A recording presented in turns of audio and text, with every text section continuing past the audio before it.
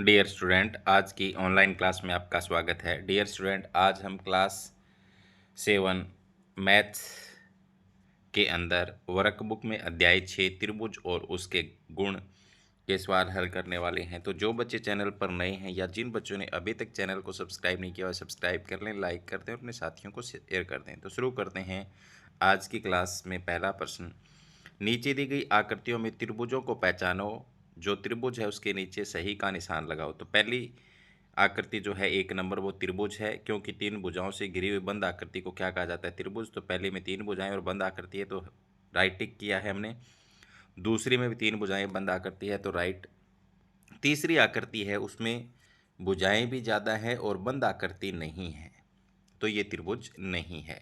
चौथी आकृति में 4 भुजाएं हैं और बंद आकृति तो है, इसलिए ये चतुर्भुज है, त्रिभुज नहीं है। पांचवी आकृति के अंदर आप देखो, इसमें ये भी क्या है? एक त्रिभुज नहीं है, तो कांटा लगा दिया हमने। इसमें 5 भुजाएं तो ये पंचभुज है। आगे वाली चौथी आकृति ये वाली क्या है? त्रिभुज है। ये वाली भी त्रिभुज है, ये वाली भी त्रिभुज है। इनमें से जो त्रिभुज नहीं है उसके क्रमांक नीचे लिखा होता, कारण भी बताओ कि वे त्रिभुज क्यों नहीं है। तो 3, 4 और 5 नहीं थी, तो कारण यह तीनों भुजाओं से घिरी बंद आकृति नहीं है, खुला वक्र है। 3 में कारण लिखा हमने। चौथे में कारण यह चतुर्भुज है क्योंकि इसकी 4 भुजाएं हैं। पांचवें में कारण लिखा यह बंद वक्र है जिसकी 5 भुजाएं हैं, यह पंचभुज है। आगे है, नीचे त्रिभुज के नाम दिए गए हैं, उनके लिए कच्चा चित्र बनाओ। सभी शीर्षों पर नाम लिखो और सामने पूछे गए कोणों के नाम लिखो। तो प्यारे बच्चों, आपसे पूछा है भुजा BC के सम्मुख, तो ये BC भुजा है, इसके सम्मुख ये कोण है, तो हमने यहाँ पर लिख दिया कोण A। आगे है PQR के अंदर, PQR में इस QR भुजा के सम्मुख वाला कोण पूछा है तो ये P हो जाएगा, तो यहाँ पर हमने लिखा हुआ है कोण P। इसके बाद में LMN के अंदर रफ आकृति खींचनी है, LM के सामने वाला कोण M, तो हमने यहाँ पर लिखा हुआ है कोण M। आगे है, नीचे विभिन्न मापों के कुछ त्रिभुज दिए गए हैं, इसकी भुजाओं से मुख्य कोणों को मापकर सारणी में भरोता निर्देशानुसार रिक्त स्थानों की पूर्ति करें। तो प्यारे बच्चों, आपको क्या करना है? सभी भुजाएं और कोण को स्केल से माप लेना है, जैसे मैंने यहाँ पर लिखा हुआ है। तो आप भी सभी के यहाँ पर लिख लोगे। तो देखो, सभी की माप मैंने यहाँ लिखी हुई है। फिर एक सारणी दी गई है, उस सारणी में भरना है। पहला है देखो त्रिभुज ABC। ABC में AB भुजा 3.2 सेंटीमीटर है, BC 6 है और CA 5.5 सेंटीमीटर है। कोण A 32 डिग्री है, कोण A 98 है, कोण B 50 है। तो भुजाओं को लंबाई के घटते क्रम में लिखने पर तो BC CA AB हो गया। इसी प्रकार कोणों को भी घटते क्रम में लिखना है। तो प्यारे बच्चों, ये आप खुद कर लोगे इस सारणी को देख करके, ये बिल्कुल आसान है। तो वीडियो को पॉज करके इस सारणी को आसानी से पढ़ लेना। आगे है, उपरोक्त सारणी को देखकर नीचे दिए गए प्रश्नों के उत्तर दो। क्या सदैव सबसे बड़ी भुजा का सम्मुख कोण सबसे बड़ा होता है? हाँ, ये बिल्कुल बात सही है। क्या सदैव सबसे छोटी भुजा का सम्मुख कोण सबसे छोटा है? हाँ, ये भी सही है। क्या सबसे बड़े कोण की सम्मुख भुजा ही सबसे बड़ी होती है? बिल्कुल। जैसे ये एक अगर त्रिभुज है, इस त्रिभुज में ये भुजा बड़ी है तो ये कोण बड़ा होगा, ठीक है, तो ये बात सही है। क्या सबसे छोटे कोण की सम्मुख भुजा भी सबसे छोटी होती है? बिल्कुल, छोटे कोण के सामने वाली भुजा छोटी होगी। क्या चित्र 2 में दिए गए त्रिभुज में बराबर भुजाओं के सम्मुख कोण बराबर हैं? तो चित्र 2 के अंदर जो ऐसे दिया हुआ है, ये भुजा और ये भुजा बराबर है, तो ये कोण और ये कोण बराबर होंगे, तो हाँ। आगे है, चित्र 4 में दिए गए त्रिभुज में भुजाएं उसके सम्मुख कोणों के बीच कौन सा संबंध है? तो त्रिभुज 6 जो है उसमें सभी भुजाएं समान हैं, तो सभी भुजाएं और सभी कोण समान हैं, तो वो समबाहु त्रिभुज है। इस आधार पर त्रिभुज की भुजाएं कोणों के बीच क्या संबंध है बताओ? नंबर 1, समबाहु त्रिभुज की सभी भुजाएं समानता, सभी कोण समान। नंबर 2, जिस त्रिभुज की 2 भुजाएं समान हो उसकी समान भुजाओं के सम्मुख कोण बराबर होते हैं, उसे समद्विबाहु त्रिभुज भी कहते हैं। विषमबाहु त्रिभुज में बड़ी भुजा का सम्मुख कोण बड़ा था, छोटी भुजा का सम्मुख कोण छोटा। ये संबंध यहाँ से निकले हैं। इसके बाद में आगे नीचे दिए गए त्रिभुजों के अंदर दर्शाई गई खंडित रेखाओं के नाम लिखो और आपको कारण भी बताना है। तो सबसे जो पहली आकृति है, इस आकृति में ये है खंडित, तो ये क्या है? रेखा का नाम आधार का लंब समद्विभाजक। कारण क्योंकि यह आधार को 2 बराबर भागों में बांटता है तथा आधार पर लंब है। दूसरी आकृति जो है उसमें ये वाली का बताना है। रेखा का नाम कोण समद्विभाजक को होगा क्योंकि ऊपर वाले कोण का यह दो बराबर भागों में बांट रही है। तो कोण समद्वि यह कोण सी को दो समान भागों में बांटता है। और जो आगे आकृति है ए बी सी के अंदर ये मध्यिका है। रेखा का नाम मध्यिका होगा कारण यह आधार बी सी के मध्य बिंदु को सम्मुख शीर्ष से मिलाता है और बी सी को दो बराबर भागों में बांटता है। इसके बाद में चौथी पी क्यू आर के अंदर पी एम जो है वो शीर्षलंब है। कारण क्या होगा, यह त्रिभुज पी क्यू आर की ऊंचाई को दर्शाता है। पी एम रेखा क्यू आर पर 90 डिग्री का कोण बनाए। नीचे एक ऐसा त्रिभुज कच्चा बनाओ जिसके एक शीर्ष से खींचा गया लंब त्रिभुज के बाहर स्थित हो। तो प्यारे बच्चों, ए से हमने जो खींचा है आप देख सकते हो, जो डॉटेड लाइन हमने बना के दिखाया वो शीर्षलंब है और इस त्रिभुज से बाहर है। तो ये त्रिभुज भी कैसी होगी इसमें से नीचे बताना है हमें। तो अधिक कोण त्रिभुज होगी। कौन सी त्रिभुज होगी? अधिक कोण। इसके बाद में नीचे एक बड़ा समद्विबाहु त्रिभुज ए बी सी बनाओ जिसमें ए बी बराबर ए सी हो। तो इस त्रिभुज में निम्न रेखाएं बनाओ।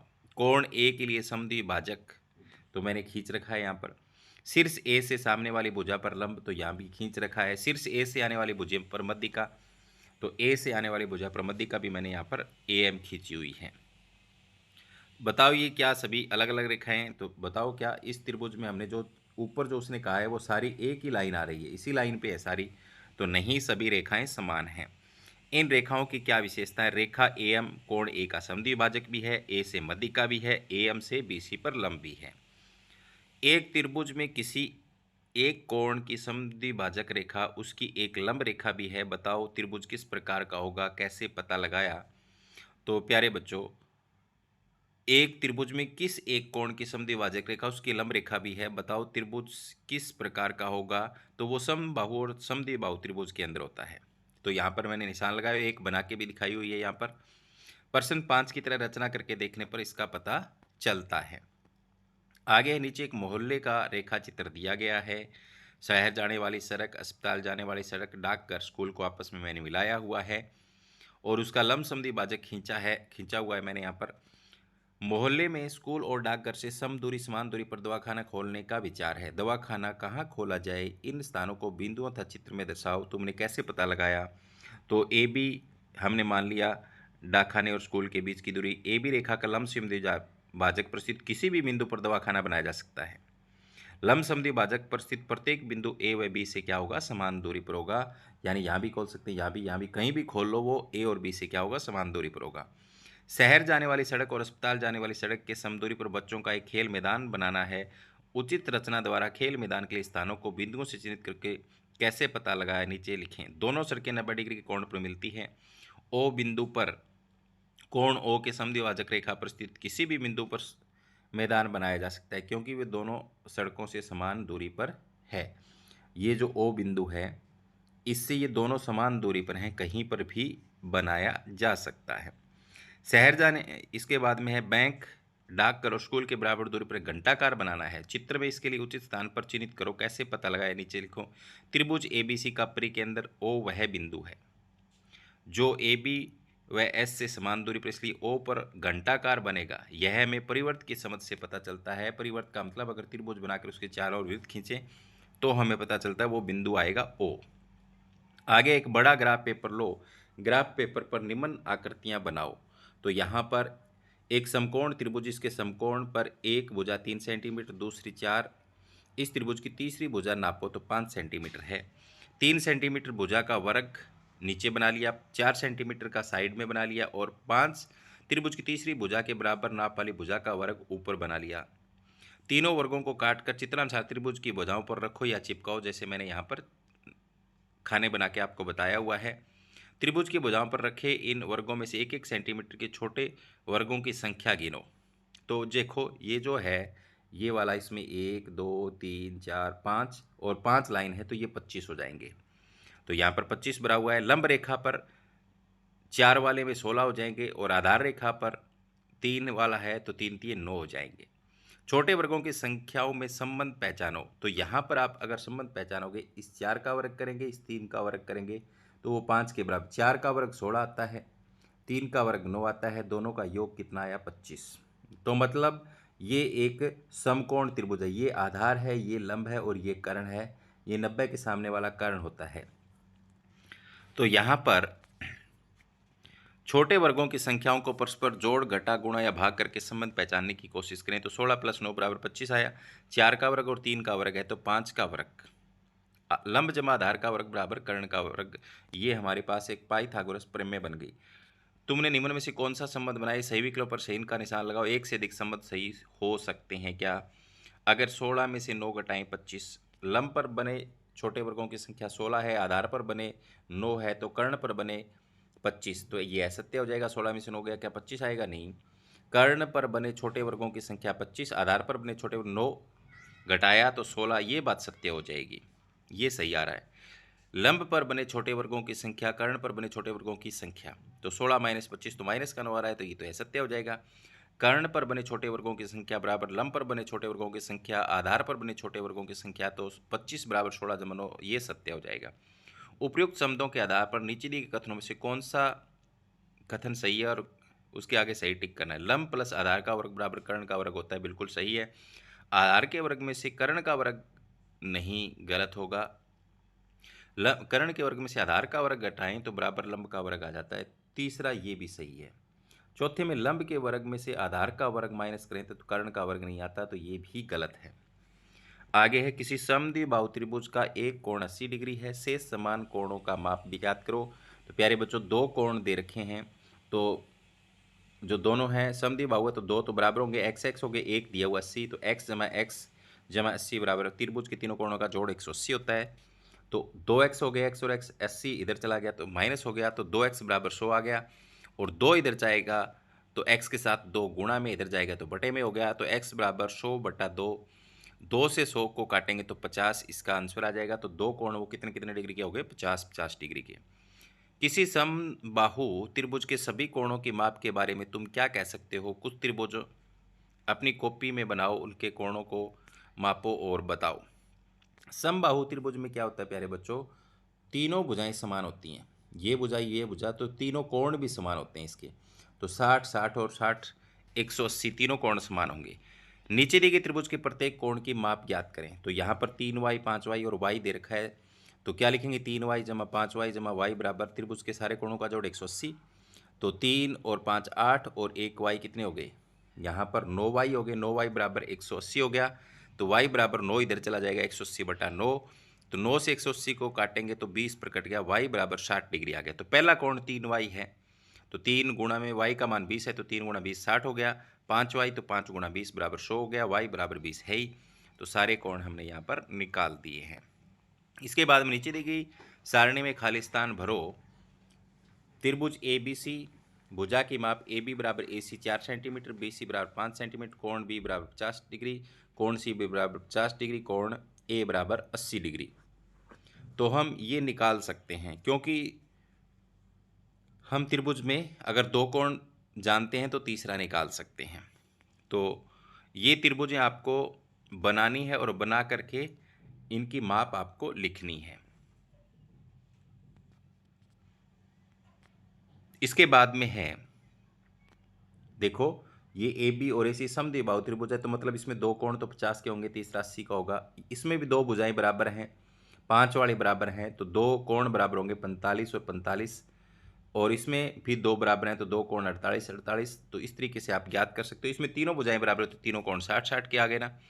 आगे नीचे दिए गए त्रिभुज XYZ में बराबर भुजाओं के नाम लिखो, तीसरे कोण का माप कितना होगा? तो बराबर भुजाएं जो है वो तो है XY और YZ, और कोण 40-40 हैं, तो ये आमने सामने की भुजाएं बराबर होंगी, सम्मुख भुजाएं बराबर होंगी। तो तीसरा कोण 40 और 40 80, और तीनों कोणों का जोड़ 180 होता है। 180 में से 80 गया, 100 डिग्री आ जाएगा, ऊपर लिखा हुआ है खालिस्तान में। नीचे दी गई त्रिभुज ABC में BC = 5, कोण C = 40, कोण B = 50 है, तो बताओ कि क्या AB = AC है? देखो ये कोण, क्या ये कोण बराबर हैं? तो बिल्कुल नहीं कह सकते AB = AC। अगर ये बराबर होते तो कहते नहीं, क्योंकि इसमें सम्मुख कोण समान नहीं है। इसके बाद में AB और AC कौन सी भुजा बड़ी है? तो प्यारे बच्चों, AB और AC में से कौन सी भुजा बड़ी होगी? AB और AC में से तो ये 50 ये बड़ा है, तो AC बड़ी होगी, AC भुजा बड़ी होगी। तो बड़ी भुजा छोटे कोण के सामने या बड़े कोण के सामने लिखो। तो बड़े कोण के सामने कोण A सबसे बड़ा, तो भुजा BC सबसे बड़ी है, तो यहाँ पर देखो ये कोण सबसे बड़ा है तो ये बड़ी है, और सबसे छोटी भुजा लिखनी है तो इस कोण के सामने वाली ये आएगी। ठीक है, आगे है, यदि त्रिभुज पी क्यू आर में पी क्यू बराबर पी आर, कोण आर बराबर 28 है, त्रिभुज के शेष कोणों का नाप लिखो। तो प्यारे बच्चों, यहाँ पर पी क्यू बराबर पी आर है तो आपको पता है ये 28 का है, तो इधर वाला 28 का अपने आप हो जाएगा, क्योंकि ये भुजा और ये भुजा बराबर है। तो क्या लिखेंगे, 28 28 180 में से 28 घटा लो तो 124 आ जाएगा। 180 में से 28 और 28 का जोड़ 56 घटाएंगे, सॉरी, तो 124 यहाँ पर आ गया। आगे है त्रिभुज ए बी सी, एक समकोण त्रिभुज है जिसमें सी 90 डिग्री, सी ए बराबर सी बी, तो एक्स का मान निकालना है आपको। तो ये और ये क्या बराबर है, तो ये एक्स और ये भी एक्स ही होगा। तो क्या लिखेंगे, एक्स जमा एक्स जमा 90 बराबर 180, तो 2x जमा 90 बराबर 180, 2x बराबर 180 माइनस 90, तो x बराबर 90/2, यानी ये भी 45 का आ जाएगा और इधर वाला भी 45 का आ जाएगा।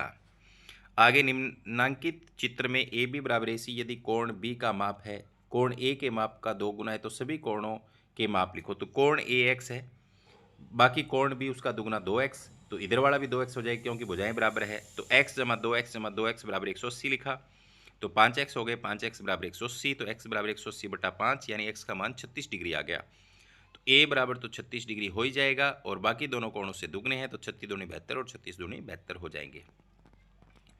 इसके बाद में आगे जो है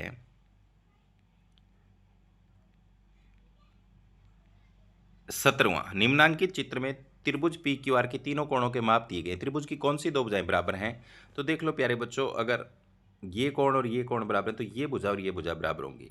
तो लिखा हुआ पी क्यू बराबर आर क्यू, सम्मुख कोण बराबर, तो भुजाएं बराबर। सबसे बड़ा कोण 94 डिग्री वाला है, तो सबसे बड़ी कोण के सम्मुख भुजा पी आर होगी, भुजा भी लिखनी है। किसी त्रिभुज के कोणों का अनुपात दे रखा है 2:3:4 का अनुपात, त्रिभुज की तीनों कोण ज्ञात कीजिए। तो उन्हीं को मान लो 2x 3x और 4x कोण मान लो, इनका जोड़ करो 180, तो 2 3 और 4 9x हो गए, 9x बराबर 180, x बराबर 180/9, तो मान 20 डिग्री आ गया। पहला 2x है तो 2 गुणा 20 40 डिग्री आ गया, 3x 3 गुणा 20 बराबर 60, 4x 4 गुणा 20 बराबर 80, तो तीनों कोण आ गए 40 60 और 80। नीचे समकोण त्रिभुज दिए गए हैं, इनकी भुजाओं के नीचे दिए गए अधूरे संबंधों को पूरा करें। तो प्यारे बच्चों, यहाँ पर क्या है, देखो ये एक कर्ण है, तो कर्ण का वर्ग बराबर आधार का वर्ग जमा लंब का वर्ग होता है। मान लो ये आधार है तो ये लंब है, तो b का वर्ग जमा c का वर्ग लिखा जाएगा। इसके अंदर क्या है, ये k का वर्ग, ये आधार है, तो आधार का वर्ग जो होता है वो क्या होगा, इस कर्ण के वर्ग में से इसका वर्ग घटाएं लंब का, तो m² माइनस l² कर रखा है हमने।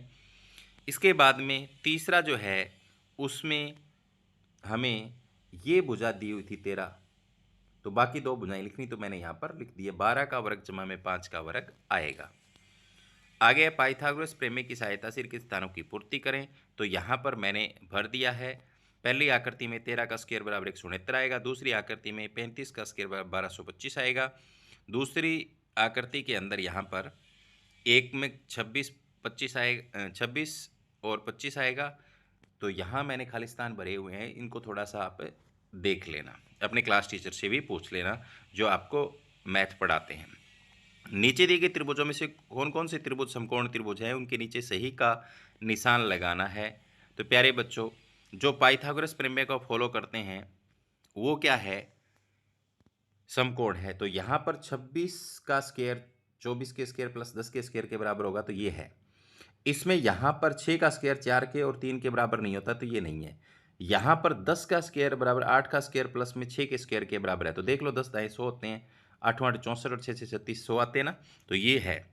इसके बाद में यहाँ पर इस पर भी पाइथागोरस प्रमेय लागू नहीं होती, इस पर लागू होती है और आगे वाले पर भी लागू होती है, तो राइट टिक कर दिया हमने।